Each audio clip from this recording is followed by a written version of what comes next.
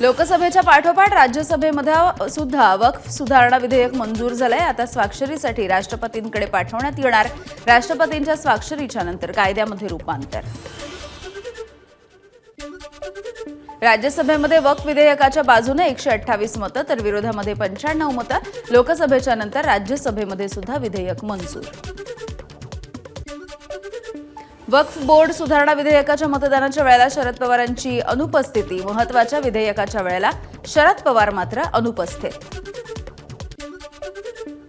अजित पवारांच्या राष्ट्रवादीमधील मुस्लिम नेत्यांची वैचारिक अडचण। खासदार सुनील तटकरे यांनी वक्फ सुधारणा विधेयकाच्या बाजूने मतदान केल्यामुळे अडचण।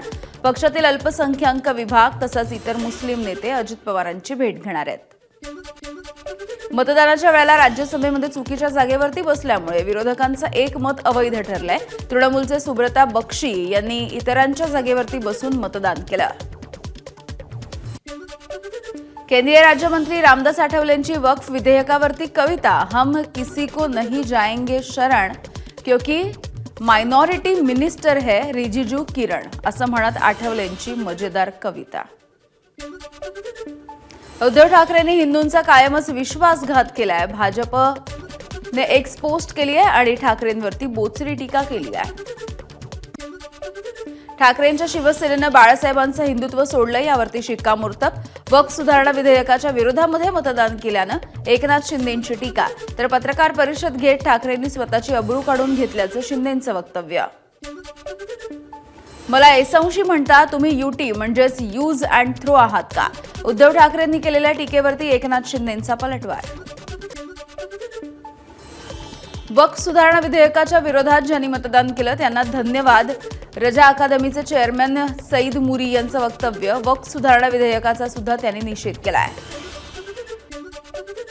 बीडच्या कंकालेश्वर मंदिराची जमीन विश्वस्त रणजित सिंह चव्हाण यांनी परस्पर विकली। मंदिराच्या पुजाऱ्यांचा गंभीर आरोप आहे। अमित शहांनी मंदिराच्या जमिनींवरती वक्फ बोर्डानं अतिक्रमण केल्याचा संसदेमध्ये मुद्दा मांडला होता। मणिपूरमध्ये राष्ट्रपती राजवटीच्या अनुमोदनासाठी पार पडलं मतदान। त्यानंतर मंजुरी। पहाटे 4 वाजेपर्यंत सुरू होतं राज्यसभेचं कामकाज। प्रशांत कोरटकरची कोल्हापूर जिल्हा सत्र न्यायालयामध्ये धाव। कोल्हापूर जिल्हा कनिष्ठ न्यायालयाने फेटाळला होता जामीन अर्ज। कोरटकरच्या जामीन अर्जावरती आज सुनावणी होण्याची शक्यता। गृहराज्यमंत्री योगेश कदम आज बीड आणि जालना जिल्ह्याच्या दौऱ्यावर। योगेश कदम घेणार देशमुख कुटुंबियांची भेट। यावेळेला शिवसेना नेत्यांच्या भेटीगाठी सुद्धा घेणार आहेत। बीडमध्ये सतीश भोसले उर्फ खोक्याला वनविभागाच्या कोठडीमध्ये मारहाण झाल्याचा वकिलांचा दावा आहे। खोक्याचे फोटो सोशल मीडियावरती व्हायरल। वकिलांना केलेल्या दाव्याच्या नंतर खोक्याला न्यायालयीन कोठडी। अंजली दमानी यांनी घेतली मनोज जरांगे पाटील यांची भेट। सरपंच संतोष देशमुख हत्या प्रकरणाच्या तपासाच्या संदर्भात चर्चा।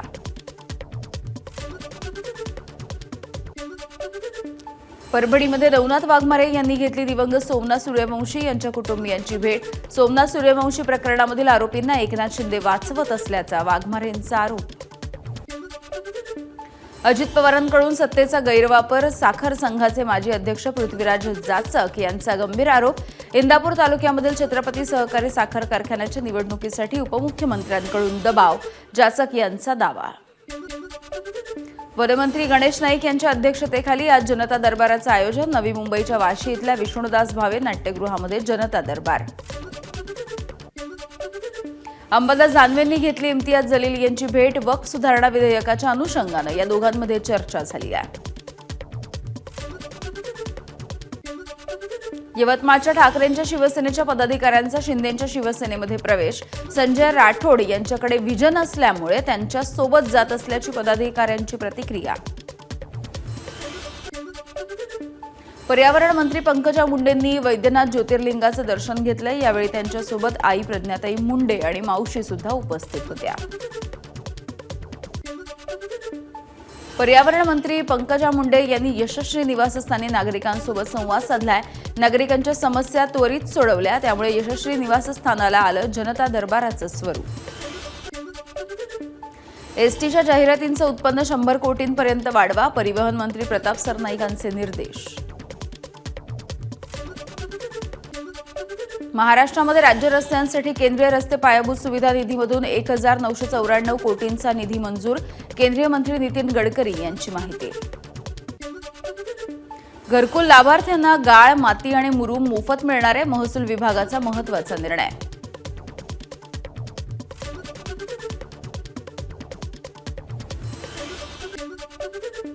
सिंगापूरच्या धर्तीवरती महाराष्ट्रामध्ये उभारणार जागतिक कौशल्य केंद्र.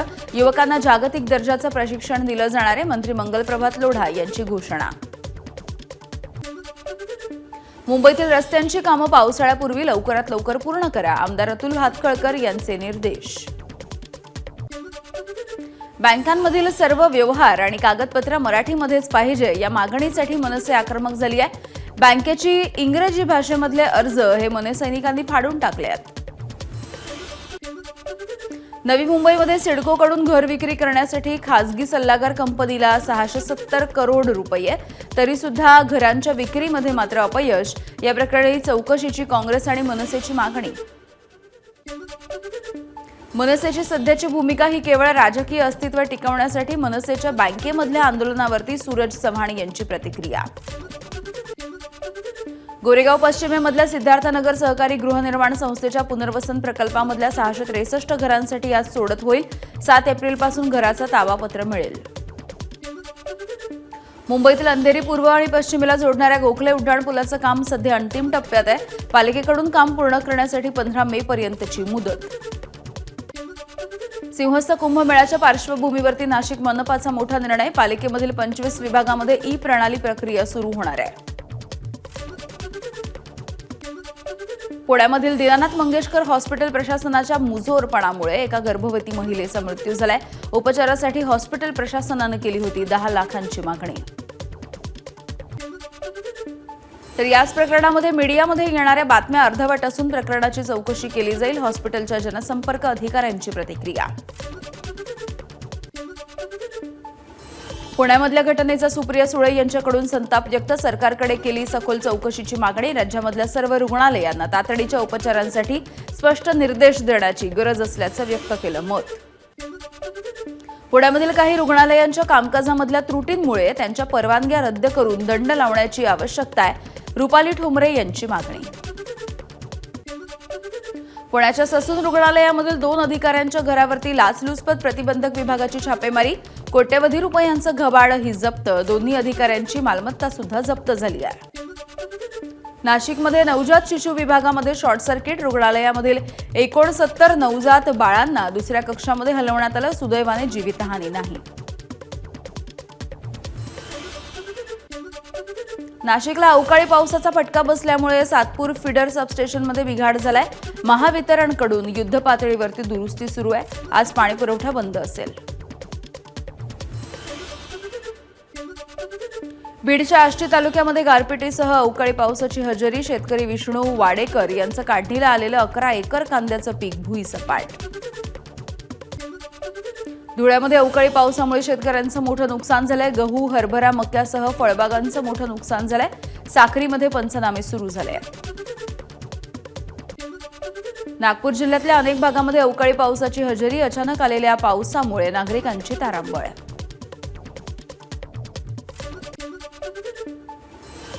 वर्ध्यामध्ये अवकाळी पावसाचा तडाखा. फळबागांचं सुद्धा मोठं नुकसान झालंय. 1 रुपयामध्ये पीक विमा लागू करण्याची शेतकऱ्यांची मागणी.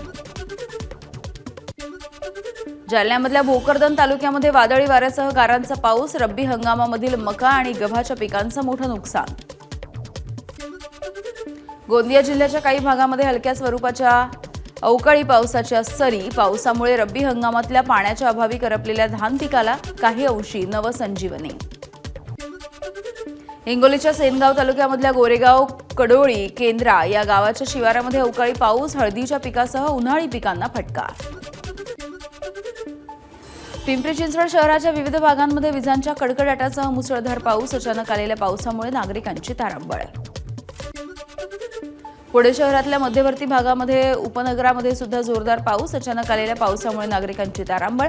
हवामान विभागाने दिला होता पावसाचा इशारा. सोलापूर जिल्ह्यामध्ये भूकंपाचे सौम्य धक्के. सांगोल्यामध्ये भूकंपाचा केंद्रबिंदू. राष्ट्रीय भूकंपशास्त्र केंद्राने एक्स पोस्टवरून माहिती दिली आहे.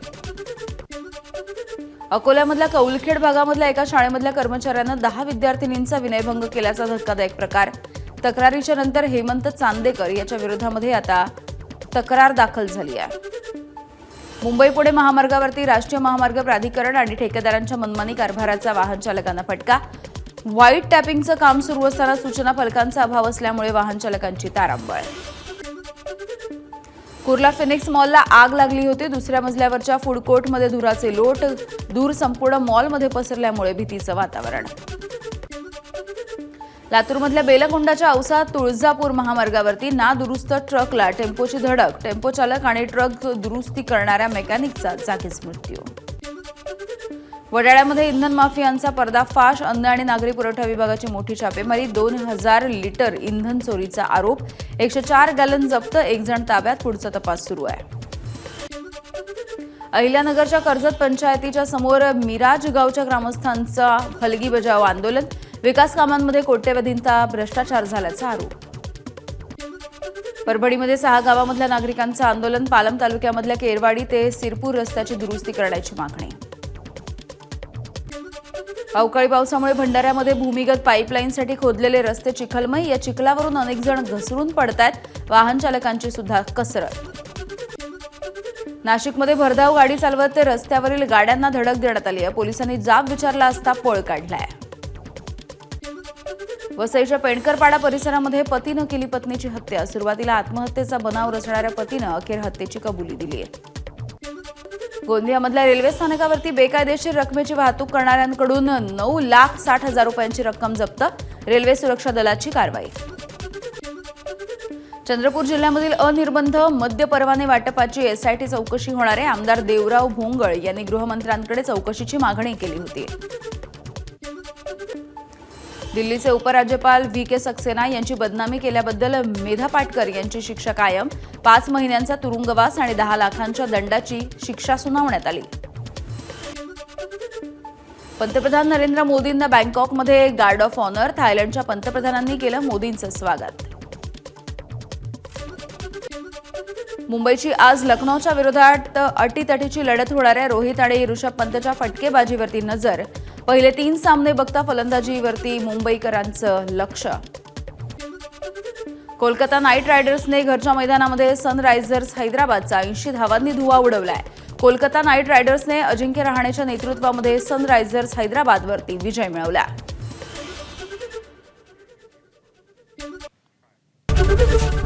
एबीपी माझा, उघडा डोळे बघा नीट.